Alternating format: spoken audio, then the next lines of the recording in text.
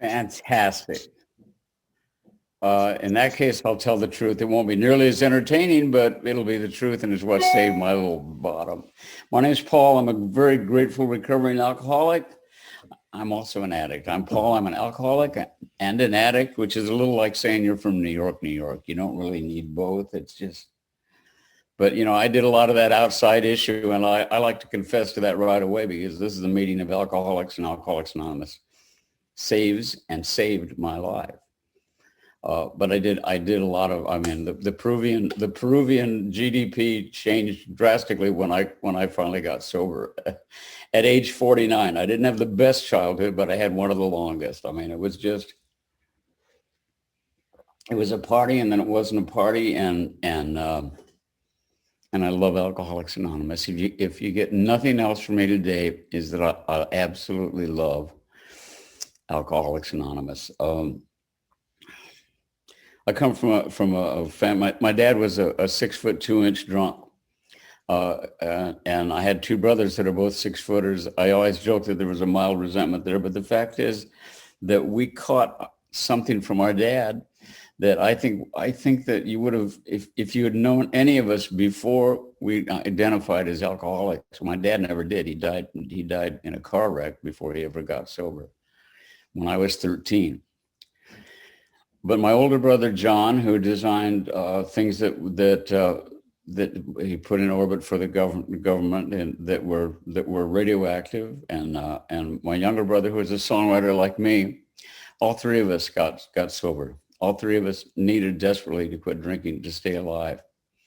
My older brother quit drinking, and he went to AA. He took probably a couple of meetings where he picked up the phrase, "How may I be of service?" And that was his bumper sticker, and he never went to meetings after that. But I saw that briefest of exposure to this remarkable gift stayed with him in a way that, there was a great quote this morning in my home group, and I don't remember the name of it. It's a story that I'd never heard before. It was the second edition, and it was a story that had a line in it that the person writing said that giving leads to living, living leads to loving, and loving leads to God. And I thought, oh my God, that's, what a beautiful way to describe, what is, I think, one of the great effects on all of us in Alcoholics Anonymous is that we are led to love and service, which is a trick, incidentally, because it is the most giving thing I have found. I believe that generosity and gratitude are fuel. My life is fueled by both of those things. You have been remarkably generous to me, and I'm more grateful than I'll ever be able to tell you in 45 minutes. There's so a construction brat. I went to 9 different schools by the time I was in the 9th grade. I think that if you had seen me, and I used to be short. I'm almost 5'2" now and shrinking, I think, because I'm 3 months away from 80. So I'm at that part of your life where you begin to do this. I'm about maybe 4 years away from sitting on my front porch in a rocking chair and yelling, "Get off my lawn!" But I'm still busy and grateful for the fact that I'm still working, that I still am, and I have never felt less in the way than I feel right now. I mean, I don't know any other way to say it. I think there was part of me that all underneath all the ego, all the the showbiz jazz hands nonsense, I think there was a part of me that always kind of felt in the way, if that makes any sense, until I found the rooms of Alcoholics Anonymous. But as this little guy who could run under tables when I was like, my dad, that was one of his comments, like, he's 6 now, isn't he? Should he still be running under coffee tables? I was really tiny. We always moved in a new city every year where the jobs took him, and he had the same kind of group that he would would travel with us. The same company, Peter Kiewit's son's company, was the construction company, big company now. And my dad drank at night, and we would live in whatever was available at the places we went. If we were in Denver, we'd have a nice house. If we were in Lucasville, Ohio, he bought a trailer, a 24-foot trailer for the four of us to live in at the time. But the one thing that was constant was his best friend that he drank with, Ike McShane. They drank every night. And they would say, you know what? We always fight about the job.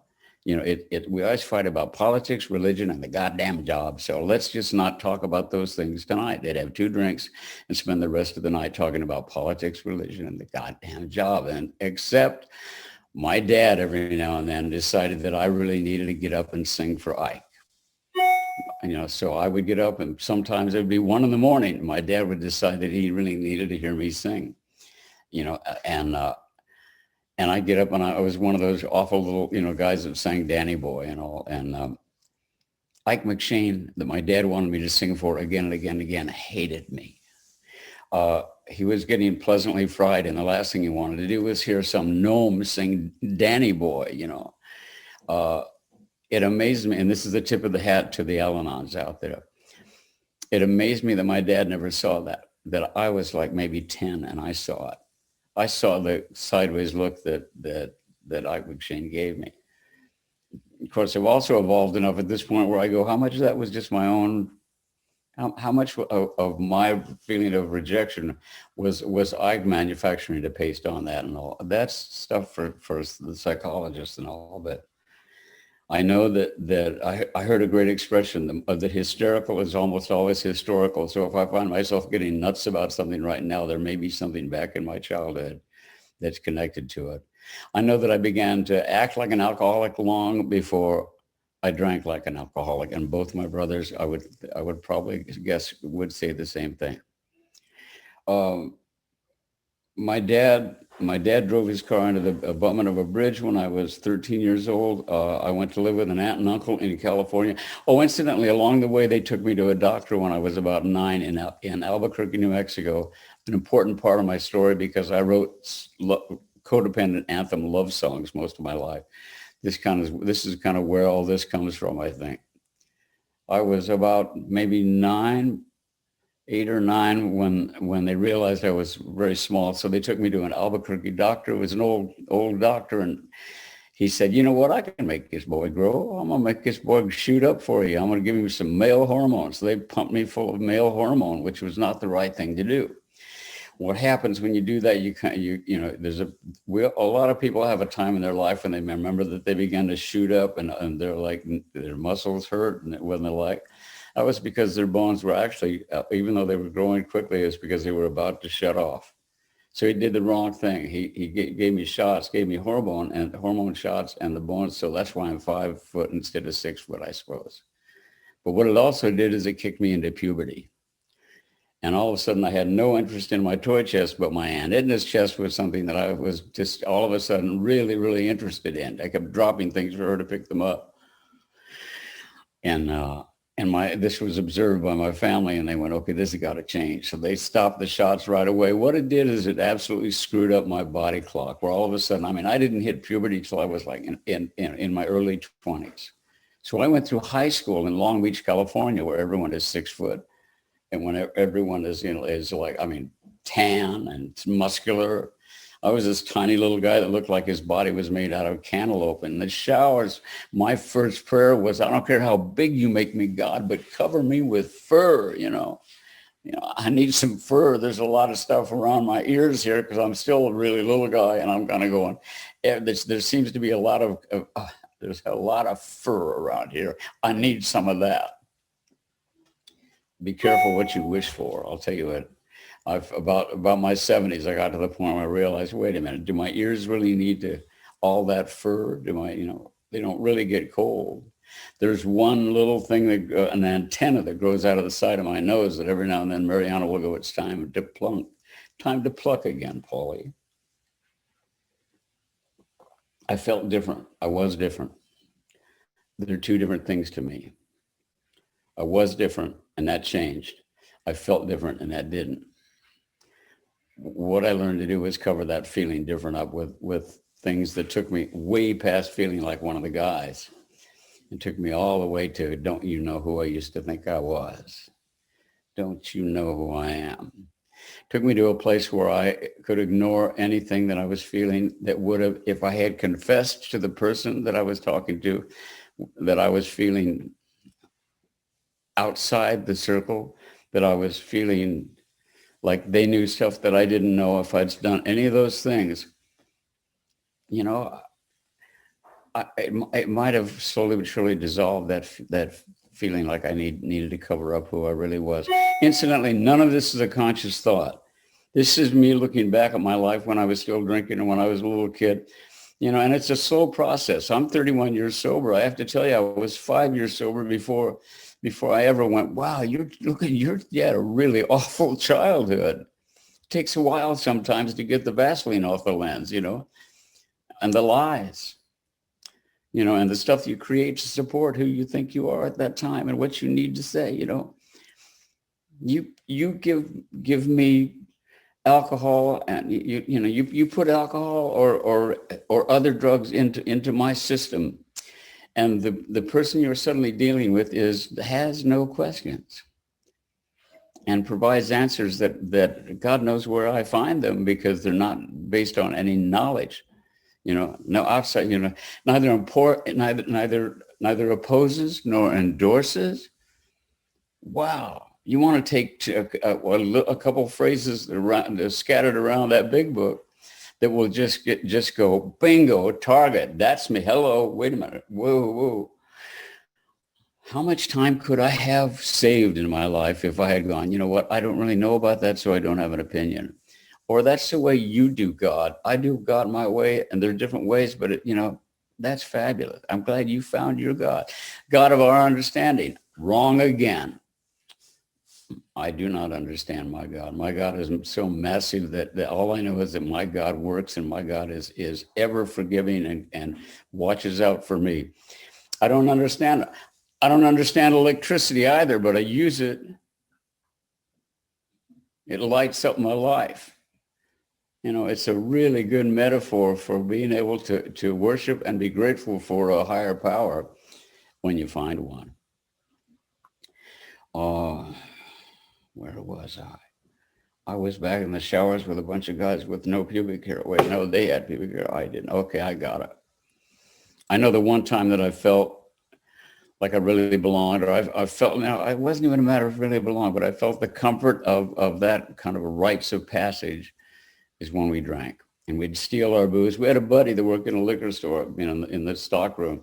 And we were smart enough to give him the money to put in the register so it didn't look like anything had been stolen. But we were taking it out the back, and we were in about 16 or 17. And I loved to drink. I loved the way it made me feel. And it was a part of my life. All I wanted to do was get out of high school and become an actor.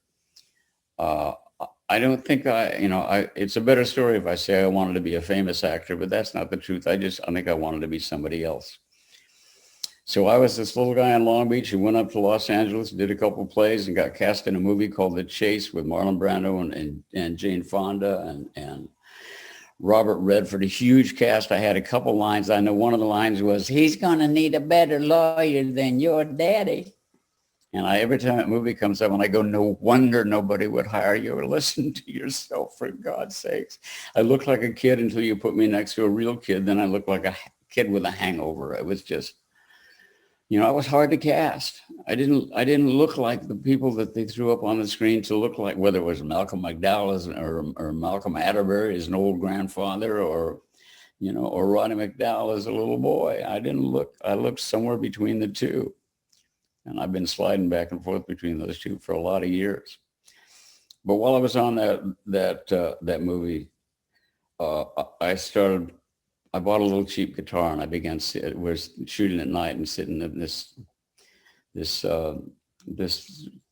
little bit of a motorhome that I had shared with another guy, watching him shoot a scene where the junkyard's on a fire, and it's a fire that us teenagers set.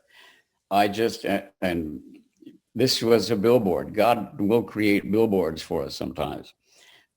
I just kind of picked up my little guitar and I made up a tune. Bubba, Bubba, Bubba, come out wherever you are, or we're going to come in and get you. Not even a song, just a little couple lines. And Robert Duvall, the actor, walked by, said, "What is that?" I said, "It's a new guitar. Isn't it fabulous?" He said, "No, not that. What were you just singing?" And I said, "I just made it up." He walked me over to the director, Arthur Penn, and I showed it to him. And he said, "Well, come over, stand here." And they shot it. It's as if the universe was saying to me, this is what you're going to be good at. This is, look at how they just like that. You made something up and it's there. I didn't pay attention to the universe then. I paid attention to my ego, but I got to tell you that the cheapest therapy in the world is to sit down with a guitar. And there's a little town named Nashville close by where they know that really, really well. And they do it really, really well. When I finally got sober and I was scared to death to sit down with anybody to write songs, where I went was Nashville, Tennessee. And they brought me back to music and the life that I have today. End of discussion of my career. Let's get back to the alcoholic. The alcoholic managed to have some success, drank, loved the way it felt, was generous to a fault, loved to have people drink with me and all. And slowly but surely, with all the success I had, I slowly but surely, as my addiction to attention and the camera, because if you put down a camera and a couch, I would plop into it at the heartbeat. And I showed up at every game show because I loved the attention. I loved the way it made me feel. But I had another addiction that outran that one. And so by the time I was in my 40s, by the time I got sober, the career I thought I had was 10 years behind me. Because we don't notice a lot of important things when we're loaded. When we're drinking, we don't know. And if you become an addict, a drug addict, you can always find a bottle, but you know what? It becomes a real task sometimes to find those other things that you need and become so incredibly dependent on. I had a great career. I had a beautiful wife and two amazing children that are now in their late 30s. My daughter just gave me a grandson, two beautiful grandchildren. But the way that I came to Alcoholics Anonymous was by way of acting out in not the best of ways and all. I left my wife and my children when they were small for a 22-year-old psych major. I was 46 and had been working on Ishtar. I had misplaced a decade. You're an alcoholic when you misplace a decade. The 80s, it's great when every now and then I'll listen to a band from the 80s and I go, these guys are fantastic. Well, who are they? And I find out there's some monstrously iconic band that I just wasn't there because I was too busy to listen to music. I was looking for the things that made me feel like I could make it through the night. And so I left my wife and kids for a 22-year-old psych major. And she had the courage to say to me something that nobody else had ever said to me. Actually, one other guy had. My music director had said, I'm really worried about you. I think that you're drinking so much and you're using a lot of drugs. I'm worried about you. And I rewarded him by firing him. I said, "What are you talking about? You're fired. Get out. Get out." The same guy that fired him as the ones that would drive as drunk as my dad was with my kids in the car.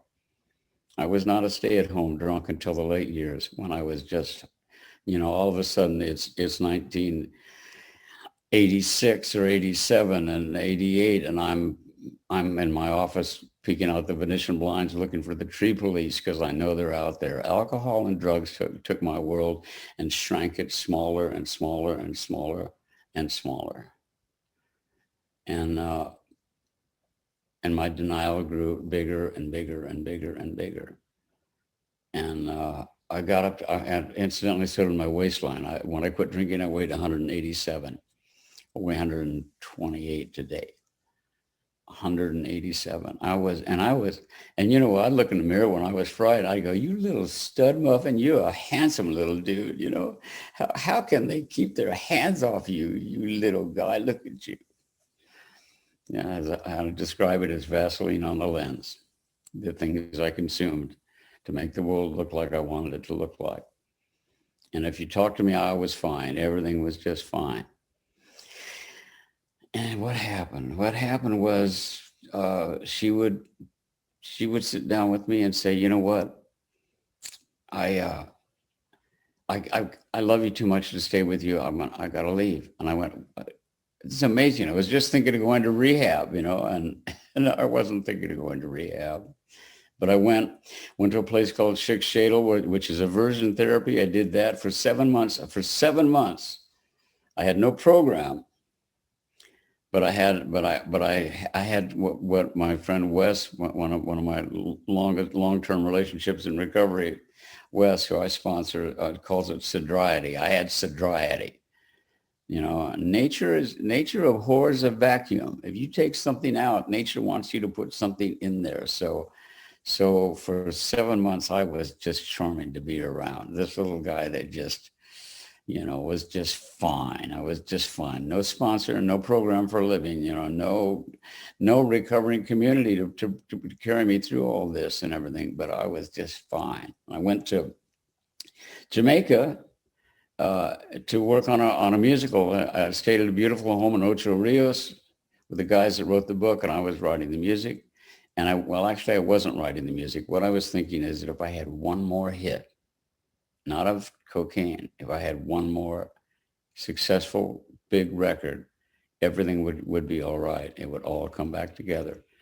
So I get to Ocho Rios. I'm sitting out by the pool most of the night, and I'm writing something that is, I'm absolutely convinced is a monster hit. I took my place beside you, girl.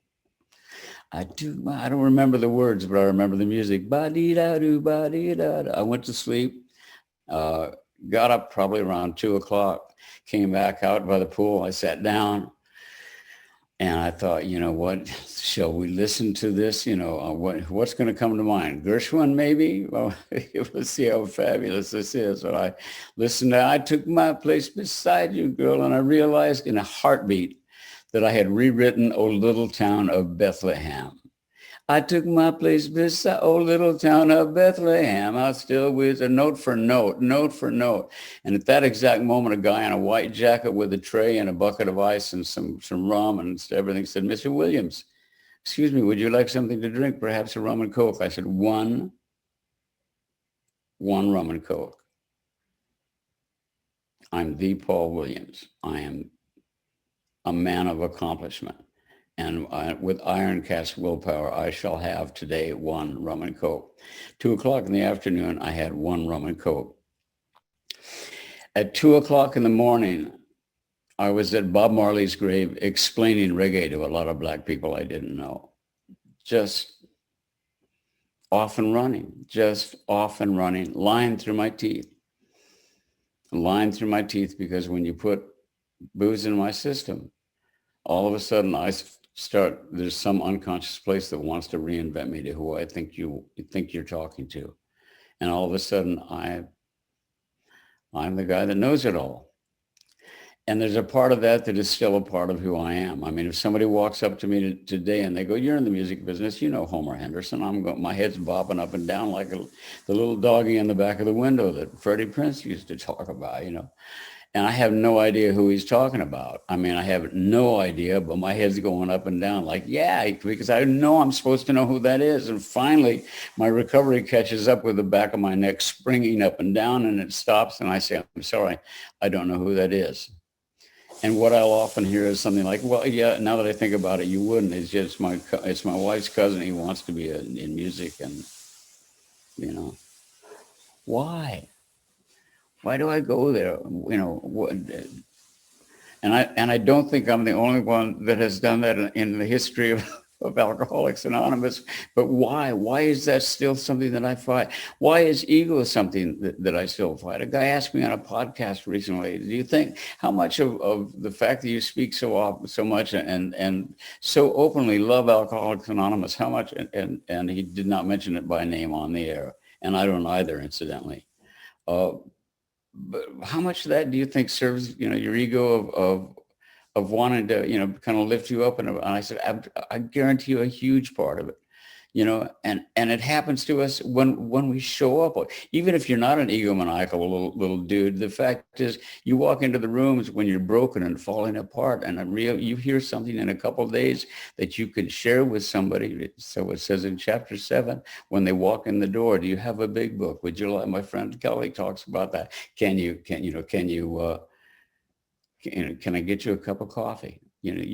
We have something worth sharing from the minute we begin to embrace this program.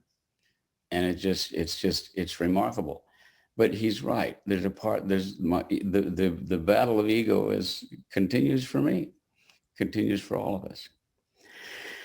So I drank, and I was out until September of 1989. And what happened in September of 1989, and incidentally, my sobriety date is March 15th, 1990. I took a Valium on March 14th.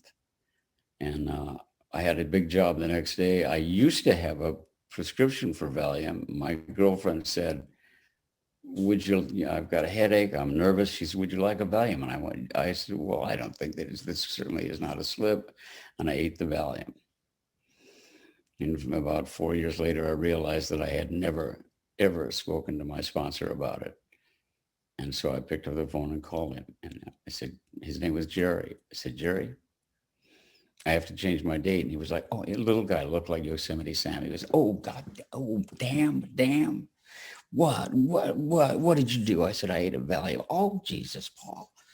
Jesus. When? I said, March 14th, 1990. And he was like, wow, that's a hell of a 10th step, and promptly admitted when you were wrong. That's great work, Paulie. I said, it wasn't a slip until it was. And that's the process of all of us doing this deal. And it's just amazing. People that I never believed I owed an amends to. I've done this work and everything. I know who I owe an amends to. I know who I don't owe an amends to.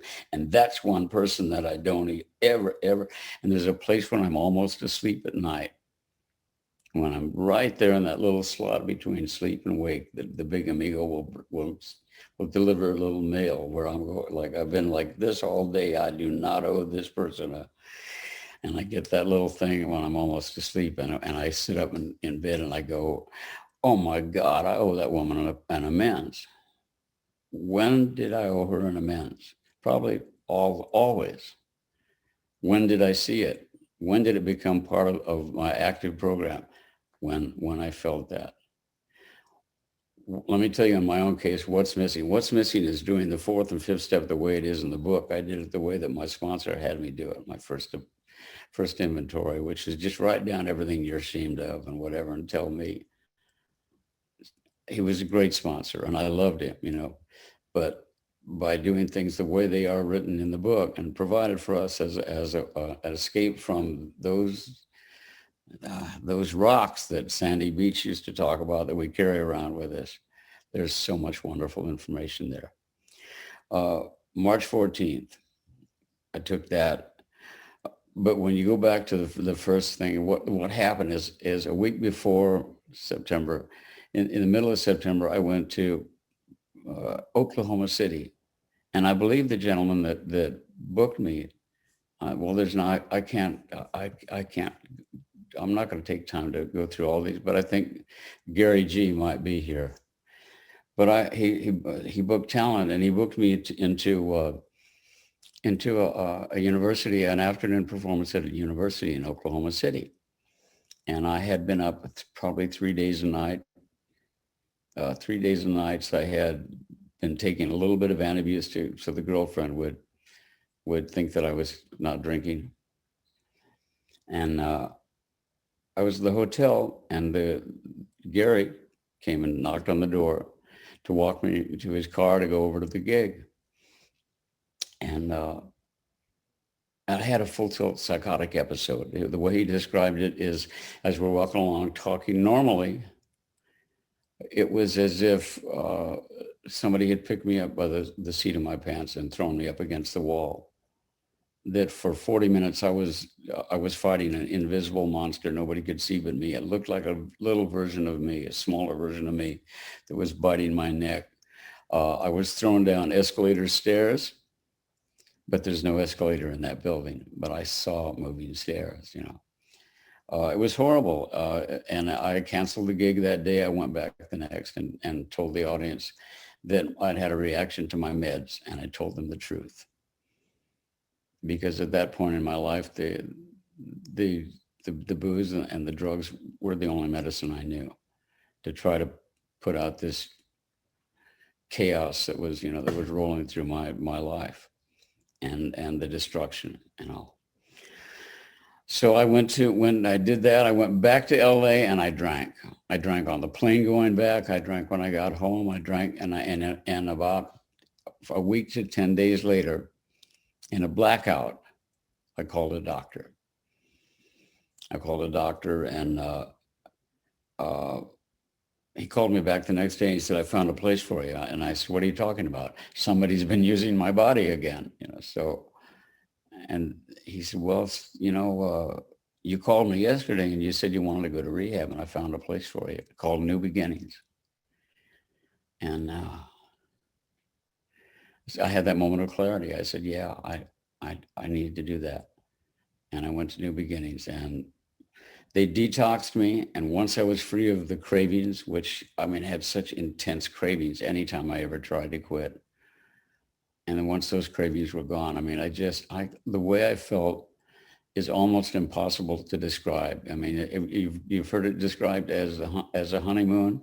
It wasn't like a honeymoon. It was like, this is what it feels like to be people. This is what it feels like to not wake up and you know, and find yourself, you know, that it's the middle of the day. And all of a sudden it's the middle of the night and you're calling your dealer and you're trying, and she's not home, and you're not, you know, and you're calling and leaving messages. To live through that kind of horror, to sleep with a 2-gram bottle in my hand. I'd wake up in the morning with a sore hand from squeezing on the bottle. When I try to run this show these days, every now and then I get a sore hand. It's interesting. And it's like, wow, you know, it's that little trigger, that little, you know, the anxiety. And instead of going, oh my God, I said I'd do this. Do I have time to do this? Maybe I can get him to change the date, blah, blah, blah. And it is just to take a big, big breath and say, I don't know how to do this, but something inside me does. And that's the big amigo. And that's the guidance of my God. And in the morning, it's going to look different than it looks now. And it always does. You ever notice that at night, things that are like, oh my God, how did I get myself into this? You wake up in the morning and all of a sudden that is that big is like manageable, you know. I loved being in rehab. And the voice in my head, I thought was one voice. It was just one that says, you're home, you're home. But there was a second voice in my head. And the second voice in my head was the one that said very clearly, what are you doing here? What are you doing here? Look at the losers around you, you know, and incidentally, they're going to get it, but you don't belong here, you know. And I did not scream out loud, you know, but I talk to God in whatever mood I'm in at the time. My God puts up with me if I'm cranky and acting miserable, whatever. But the fact is that my God at that moment heard me saying, these people know something that I haven't seen, and you have to show me now. And I grabbed what I thought was a piece of blank paper to write basically a drug history. And I noticed there was something printed on the other side. So I turned it over and I saw there was something printed on the other side because of the light shining through the paper. I love seeing that. But I turned it over and I looked at it, and for the first time in my life, I read the words, God, I offer myself to thee, to build with me and to do with me as thou wilt. Relieve me of the bondage of self, that I may better do thy will. Take away my difficulties, that victory over them may bear witness to those I would help of thy power, thy love, and thy way of life. And I know that's the third step prayer.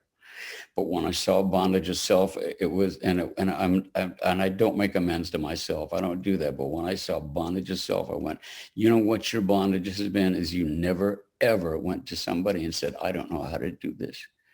Would you help me?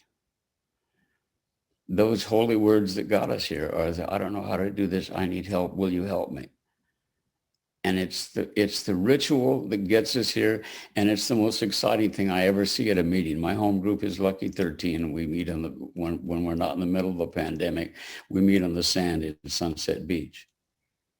And you sit down in that circle, and I may be in a cranky mood. I show up, sometimes I'm a recovering alcoholic, not a recovered alcoholic. If you ride with me on the 405 during traffic, you'll know why I say recovering, not recovered. Because I just get sometimes nuts and I get controlling and I start moving around. You can tell when I'm kind of a mess because everything starts moving. So I'll show up at my meeting and I'm like, I'm one of those guys that, I'm get out of my way with that walker. I'm headed for an AA meeting, and I show up at the meeting and I sit down in the circle and I'm like, she's going to talk about her daughter again. She can't control it. She didn't cause it once she got let. And that's all rise for judgmental. I'm just nasty sometimes. The rats get to chewing on the wires and I get a little cranky. And it's like, wow, God, Paulie, shit, sit down and listen. Shut up. Sit down and listen. But I'll sit there in that circle and as people are sharing, it begins to happen. I get quiet, And I do that. And I take a big breath and I go, I'm at Alcoholics Anonymous, a meeting of AA, my home group. And it's a sense of safety that I have never felt in my life before finding these rooms. Just knowing, Maslow said you need, at the bottom of your needs is safety. And boy, that's what I get again and again and again. And sometimes I will experience something that is, I think, the holiest thing we get to experience is that somebody will show up. Well, let's call him Steve. Steve shows up in the circle. And he sits down and he says, well, Steve, it's good to be here. I haven't been here in a while. Everything's really good, really, really good with the family, with the wife right now. And work is, truth is the wife is, and you watch his body language change. You watch him begin to kind of slump. It's, it's that alcoholic slump of, I can't do this anymore. And then something miraculous says at the worst moment of his life, feeling like a failure that he's never felt so much like a complete failure as this moment. He does something just miraculous. He turns to us, including me, and the people in this circle, and tells us the truth. He honors me with that moment when he is the most courageous human being I have at that moment for me on the planet. When he says, I had a drink last night, maybe even today, might have been after midnight. I can't do this anymore. I don't know how to quit. I don't know what to do. I've been lying about it for weeks now, or months, or whatever. And it's interesting when I tell that story, because I go back to that reference a lot, because I love the way I feel when I'm telling that story, because it feels like it feels like the Zoom room just changed when we're all taken to that place. And the crustiest old timers, with a lot of time, and whatever, sitting, are leaning forward with nothing but love. Living, giving is living is loving, and loving is God. And what that Steve is experiencing is what may be the last thing he expected from that moment of confession of, like, everything as me has fallen around, has been a lie for years, and it's a lie right now, but I got to tell you, I can't do it anymore. I don't know if we ever get to experience anything holier than that. That 5 years before I was born, two alcoholics, one talking to another, did something that saved my life and all these lives on these 9 pages of recovering alcoholics. I'm trying to keep track of the time. So I find myself talking really fast sometimes because I want to get to all the stuff that I love about alcoholics. A lot of it's about, wait a minute, you can't leave. We have to talk a little longer. It's just, I love this deal. I love this deal.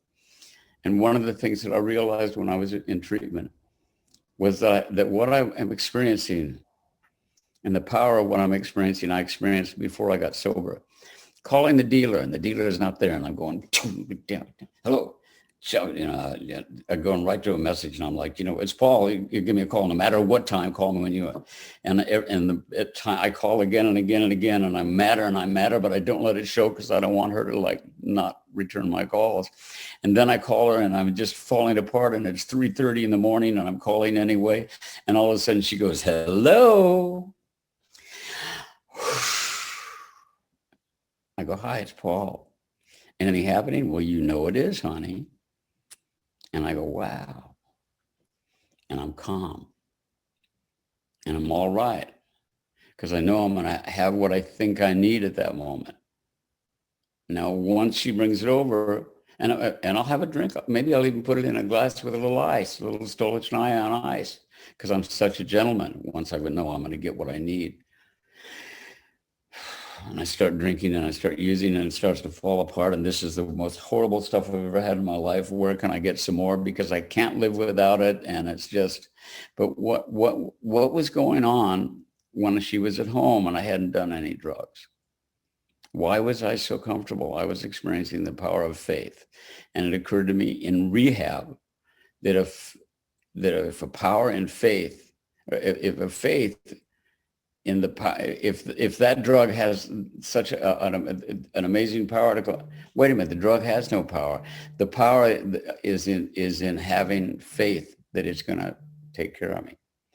And if thinking that poison is going to do that, imagine what a faith in a true loving God, which I call the big amigo, is going to do for me, for all of us. And I have absolute faith. I get up in the morning, I talk to my God. And if I'm angry, these days I'm not angry very often when I wake up. I'm happy most of the time. I'm grateful all of the time.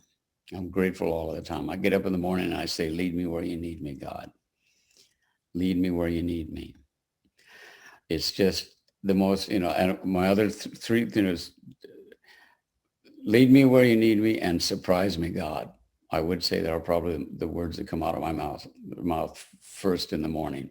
And surprise me, God, is a 3-word prayer that implies total trust. Here are the reins of my day. I never got high enough to really look into the future. But you know what? I know you do, and I know you can. And I know that if I'm the place that I am needed most, if I can be of service, it's just that trick. Again, it's that trick. There's something there that's going to be magnificent for my life, So through the year, I did something that I don't think any other alcoholic did when I got sober. I was so caught up in this deal that I went to UCLA and I got my certification as a drug and alcohol counselor. And I entered into the polylama period of my life. I just loved the way it felt. I loved this thing and all. And it was just, all I wanted it was to be around recovery and around this community. And I'm going to get out of here really quickly now, but I want to tell 2 really, really, really quick stories. First of all, a wonderful story of Margaret Mead. Margaret Mead, and this is a story that a kid named Sean, son of a young man named Sean, sent me this story. And I thought, oh my God, this is something I need to share whenever I have a chance. Margaret Mead was teaching a class. She's the anthropologist. And they said to Margaret Mead, one of her students raised his hand and said, Professor Mead, Dr. Mead, what would you consider the first sign of civilization that you ever saw? And she thought for a minute, and she said, a healed femur. And he said, what? She said, the first sign of civilization that I've seen is a healed femur. And he was totally confused. He thought, wait a minute, she's going to say either a pot, or a weapon, maybe even, or a tool. But she said, no, the healed femur. She said, I'll tell you why. The femur is the longest bone in the human body. And in the animal world, if you broke your femur, you were lunch. You were done. So when we found one that was healed, we realized that what had happened is that somebody, or a gathering, more likely a gathering of people, took this injured person, moved them to a safe place, brought them food and drink for 15 weeks. It takes about 15 weeks for the femur to heal, and took care of them until they were healed. I went, oh my God, that's Alcoholics Anonymous.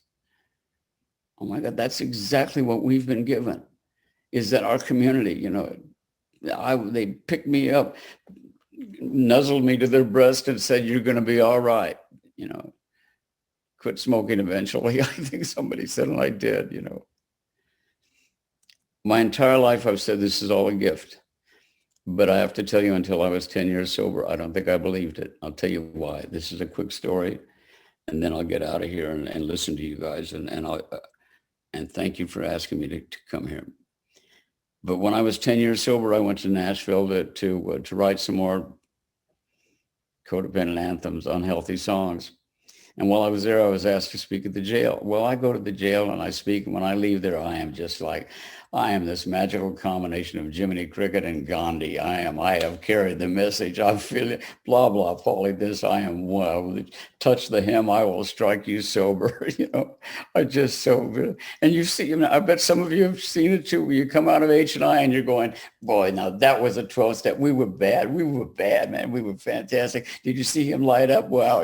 So there's a lot of ego in that moment for me. I go to the hotel, and as I go through the lobby is packed shoulder to shoulder with huge people with badges on. I go through the huge people with badges. I go up to my room and I go to my key, so full of it. Just all I'm very Jiminy Cricket. I'm very Gandhi, and my magnetic key won't work.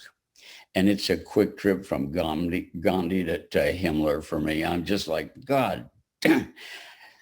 Head back down, and I go up to I've learned the restraint of pen and tongue in Alcoholics Anonymous. So I go up to the desk and I'm really nice about it. I say, you know what? I know it's not your fault. I know it's not your fault, but this is the third night in a row that I've had to squeeze my way through this crowd. Why should I have to come down here? At that moment, I'm tapped on the shoulder. And I look around, and there's a guy there that says, Gary, and he's got a little thing and it says Oklahoma City. And he says, I don't mean to bother you. I just want to say hi. I booked you 10 years ago. And I went, Oklahoma City. Oh my God. Like, were you the guy when I did my Linda Blair? Lick me. He says, yeah, that was actually me. And I went, well, I'm 10 years sober, and I went to UCLA, and I just spoke at the jail, and blah, blah, this and blah, blah, that.